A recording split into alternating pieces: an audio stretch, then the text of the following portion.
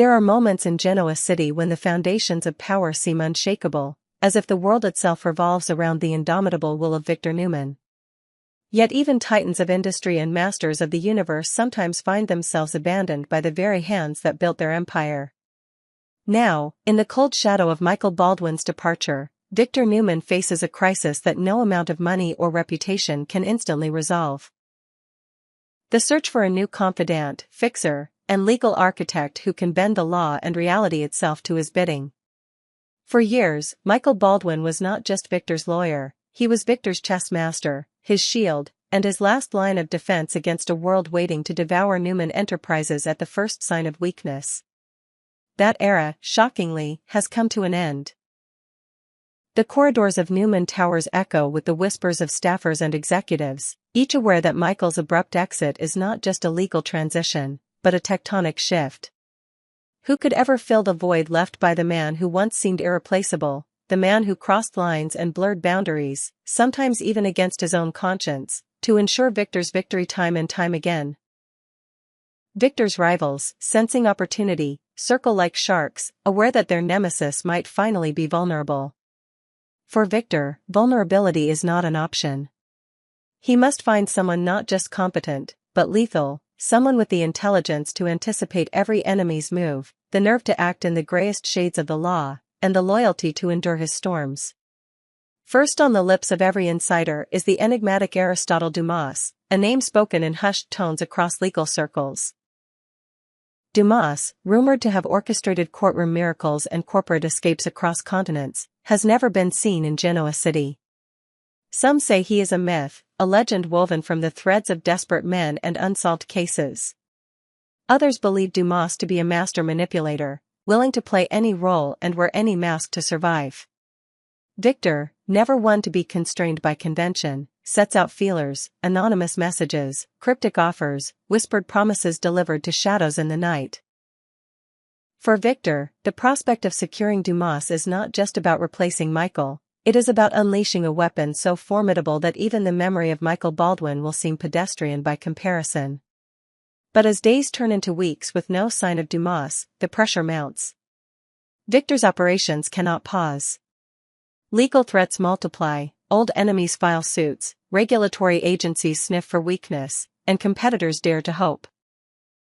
In this void, familiar faces emerge as candidates, but each comes with their own baggage, ethics, and limitations. Amanda Sinclair, recently returned to Genoa City, stands out as a contender. Her sharp intellect, relentless ambition, and unyielding poise make her a natural adversary for anyone in court. Amanda, though, has her limits. She plays hard, but by the rules. Her morality, while not unyielding, is clear. She would never cross certain lines, not for Victor, not for anyone.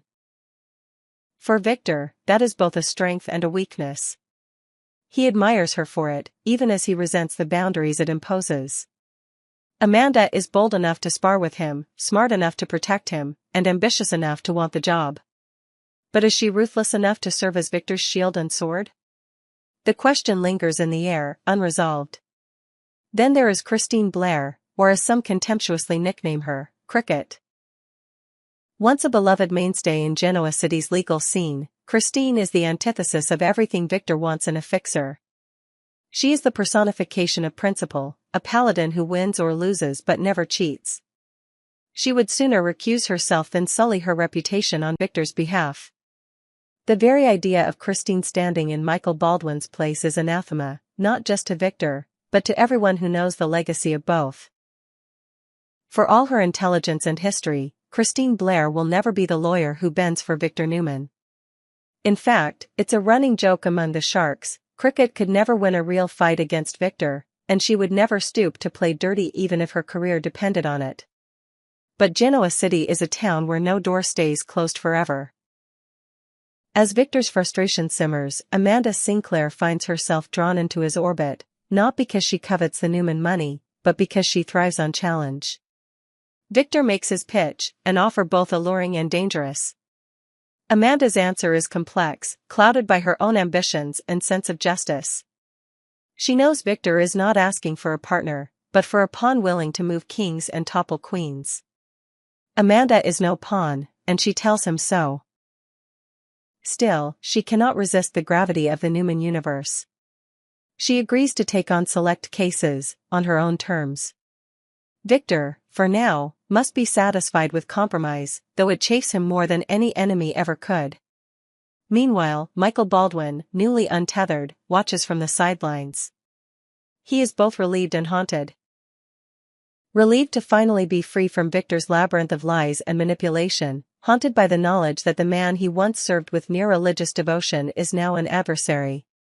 Michael knows too well the cost of working for Victor, the sleepless nights, the moral compromises, the way the line between right and wrong dissolves in the face of necessity. He also knows Amanda's strengths, her Achilles' heels, and what Victor will try to exploit. Michael, ever the tactician, prepares for the inevitable day he faces Amanda in court, a collision destined to make legal history in Genoa City. Fans watch with bated breath, aware that the showdown between Michael Baldwin and Amanda Sinclair could become the most explosive courtroom drama the city has ever seen. For Victor, it is a bitter irony. The man he once trusted above all else is now the only lawyer truly capable of outplaying him. For Amanda, it is the test of a lifetime. To win without sacrificing her soul, to challenge the legend of Michael Baldwin and emerge victorious, not just for a client, but for herself. But there are other forces at play. In the shadows, rumors persist that Aristotle Dumas may still arrive. The prospect of a wild card entering the fray, someone with no history, no loyalties, and no conscience, keeps everyone on edge. If Dumas is real, if Victor manages to secure his services, the entire balance of power in Genoa City could tilt. Suddenly, every alliance is suspect, every case a potential trap, every victory laced with danger. Through it all, Victor remains relentless. He is not content to simply replace Michael Baldwin, he is determined to rebuild, stronger and more unpredictable than ever. Every phone call, every whispered conversation, every chance encounter in a dimly lit bar could bring him closer to the next chapter of his legacy. And for all the world's cynicism, for all Amanda's boundaries and Christine's idealism, for all Michael's regrets, there is a sense that in Genoa City, nothing is ever truly settled.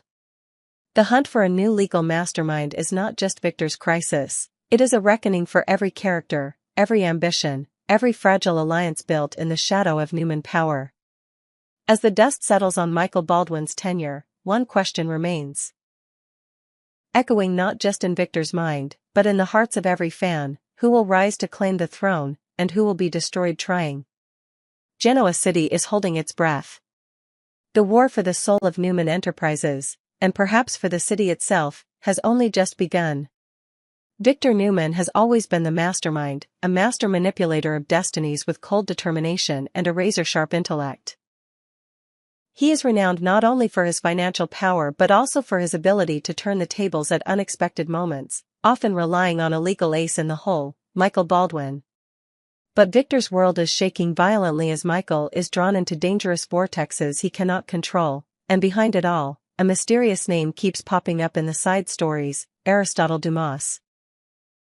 No one in Genoa City really knows what Aristotle Dumas looks like, not a single photograph, not a trace, not a single official record beyond rumors and bizarre anecdotes. Some say he is a legend, others that Dumas is just a front for a sophisticated criminal network. What is undeniable, however, is the terrible influence that the name Aristotle Dumas has had on the minds of all powerful people, especially Victor Newman. And then a painful question gradually emerges. Was it Dumas who pulled the strings, incited Michael Baldwin, pushed him to the brink of betrayal, causing Victor's entire defense system to begin to crack from within? While fans of the young and the restless continue to complain about the fact that Aristotle Dumas' true identity has never been revealed, a harsh truth is gradually emerging. Dumas does not need to appear, because his presence is enough to haunt and make all the forces in Genoa City wary. Victor understands better than anyone the art of using darkness to hide the light. A man like Dumas, who works 24/7, can erase all traces of his past on the internet, disappear without a trace, is the perfect tool for dirty tasks, the ideal cleaner that the mustache needs to protect his biggest secrets. It is not just a choice, but a necessity as the risks surrounding Victor increase. Anyone who has ever stepped into Genoa's upper class has heard of Aristotle Dumas, more or less related to him, whether it is through anonymous text messages, secret wire transfers or nameless meetings between shadows in the dark. The fact that Dumas can completely hide himself from all systems, all cameras, all large data sources in this modern world is enough to make him the most powerful ghost, far surpassing any opponent or associate Victor has ever had, including Michael Baldwin. Michael's departure was not only a huge psychological shock to Victor, but also put Newman Enterprises in a fragile position. The more people left Victor, the more enemies lurked, the more lawsuits and state surveillance organizations were ready to expose the dark side of the empire. No one knew how Dumas influenced Michael, whether it was through threats, blackmail or some shady deal, but the ripple effect became irreversible. Michael left, leaving a void that no one could fill and forcing Victor to reconsider all the alternatives. In that situation, Genoa City began to see new names that could replace Michael's position: Amanda Sinclair, Christine Blair, and Heather Stevens. Each had their own style, a history of confrontation with Victor, a different moral limit, but they all had one thing in common: no one was really like Michael, and no one was perfect to be the mustache's dirty right-hand man. Amanda Sinclair, with her strong personality, sharp arguments, and steely will, quickly caught his eye. However, although Amanda could play close games and use ruthless tactics in the courtroom, she was a woman of principles, with clear boundaries that she would never cross. Therefore, Victor knew that if he entrusted all his secrets to Amanda, he would always face the risk that one day, when the common good was no longer there, Amanda would use justice against him. As for Christine Blair, or Cricket, she has long been considered the perfect opposite of Victor's world. Clean, principled, and not willing to play dirty under any circumstances, Christine became a symbol of lawyers who live and die for the right, accept failure but never compromise their conscience. For Victor, choosing Christine was never an option. She would be the first to expose secrets if she realized something was wrong. In the eyes of lawyers, Cricket, although intelligent, has never won any high-profile cases involving Victor, simply because she is not willing to use tricks like Michael. The return of Heather Stevens gives Victor a different choice, not only because of her skills but also because of her determination and ability to withstand public pressure. But Victor knows that Heather, like Amanda, is not someone who sells herself out easily.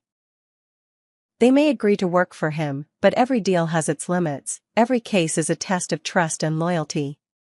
Victor, deep down, knows that only Aristotle Dumas, a man with no roots, no background, no ties, is truly suited to the biggest conspiracies, the cover-ups that no one else dares to admit.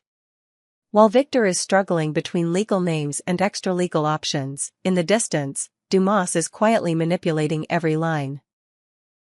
He may never be revealed, but Dumas's mark is everywhere, in deleted files, disappeared deals, broken relationships between the most powerful figures in Genoa City. Fans may complain and question why Aristotle Dumas has not appeared in real life, but the longer he has not appeared, the more he has become a constant obsession, an invincible cleaner for the mustache. Victor may change lawyers, change partners, change strategies, but the ghost of Dumas is always there. Ready to intervene in any case, at any time, to ensure that Newman Enterprises will survive all storms and Victor's darkest secret will be buried forever under the dust of time. In the end, who will dare to stand by Victor? Amanda Sinclair with her ideals and limits, Christine Blair with her uncompromising principles, or Heather Stevens, the only person who has ever defeated Cricket and knows how to survive in the harsh world of Genoa City? Or Aristotle Dumas? The one who no one sees but always manipulates everything, turning everyone into a pawn on Victor Newman's chessboard? The answer remains open, but in a city of secrets and intrigue like Genoa, every choice comes with a price, and no one is truly safe, not even the almighty Victor Newman. Genoa City has never been a peaceful place, and the Newman family has never allowed itself to be a normal family. In a place where every relationship is measured by power, loyalty, and secrets buried deep in the heart, any small change can become a storm that sweeps everything away. At the center of that storm, Victor Newman, with his cold eyes and hidden smile, has always been the one who decides who is allowed to be happy and who must pay the price for their every choice. In recent days, Victor has once again thrown himself into an old battle that never dies. Protecting the Newman legacy, controlling Victoria's every move, and now confronting Kyle Abbott, a man he believes is unworthy of his granddaughter Claire. In the lavish Newman mansion, the arguments between Victor and Victoria become increasingly tense, no longer just father-daughter conversations but real battles of will, power and trust. Victor, as always, does not hesitate to express his point of view. Kyle Abbott, with all that he represents for the Abbott family, is never the right person for his granddaughter Claire, a smart, strong girl who deserves a future not overshadowed by blood feuds. For Victor, the Abbotts are just a rival family, bringing pain and betrayal, and Kyle, no matter how hard he tries to prove it, cannot erase his family's past. Victor's skepticism stems not only from the history of confrontation between Newman and Abbott, but also from the intuition of someone who has experienced too much loss and betrayal. Victor saw in Kyle the insecurities, the calculations, and the weaknesses that he feared would hurt Claire. But most of all, he feared that if Claire were to deepen this relationship, she would no longer be loyal to the Newman family, something Victor would never accept. A silent obsession gnawed at Victor. If Kyle Abbott were to enter the family, would that be the first crack that would lead to the collapse of everything he had built throughout his life? But Victoria was no longer the easily manipulated little girl she once was. She had been through enough events, power plays, and even tests from her own father to understand that, sometimes, to protect the people she loved, she had to be willing to confront Victor, even if the price to pay could be everything. Victoria knew that her father was secretly setting traps, trying to separate her and Kyle, even willing to hurt Claire just to maintain the Newman order. And this time, she refused to back down. Victoria's warning sounded cold, like a declaration of war. If Victor continued to interfere, she would not hesitate to do anything to protect Claire, even if it meant taking Kyle away from his control, or even playing dirty like Victor had done in the past. The barrel that Victoria mentioned was not only a symbol of the rift between father and daughter, but also a sign that she was ready to put an end to Victor's arbitrary control over her life. For Victoria, Claire's happiness was more important than any tradition, hatred or pride of the family. She realized that if she kept giving in, if she let Victor decide for her and Claire's future, she would forever be a pawn on her father's chessboard. In Victoria's mind, a big question rang out. Would she have to confront Victor head-on at some point, choosing between her family and her daughter's true happiness? Victor, for all his determination and pride, could not accept Victoria's resistance.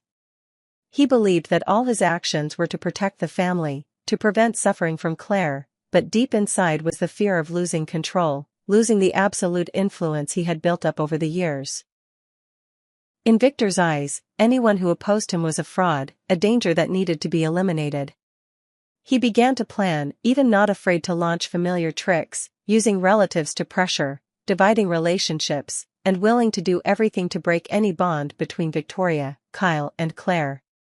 A new campaign was launched, not only aimed at Kyle but also as a warning to Victoria that, in the Newman household, only one person truly held the power of life and death, and that was not her. The simmering undercurrents come to a head during a lavish birthday party for Nikki, the woman Victor has always respected and loved dearly. It should have been a night filled with laughter, joy, and rare harmony in the powerful family. But any hope of peace is quickly dashed by unresolved conflicts, cold looks, and innuendos among the members. Nikki can tell from the tense gazes between Victor and Victoria, Kyle's avoidance, and Claire's worried expression. No one is sure whether the party will end with a toast or be the catalyst for a civil war that will sweep away the already fragile ties of the Newman family. To outsiders, this is just part of a series of disputes and power struggles inherent in the Newman family. But for Victoria, it is the culmination of a battle of wills, between her duty to her father, to her legacy, to tradition, and her desire for freedom and true happiness for her daughter. She understands that every decision could lead to an irreparable breakdown, that every step is a gamble with her own future and Claire's. Kyle, in the role of the center of the argument, cannot help but feel the pressure. He knows that he is an outsider in this powerful family, a pawn on the chessboard of power between the Newmans.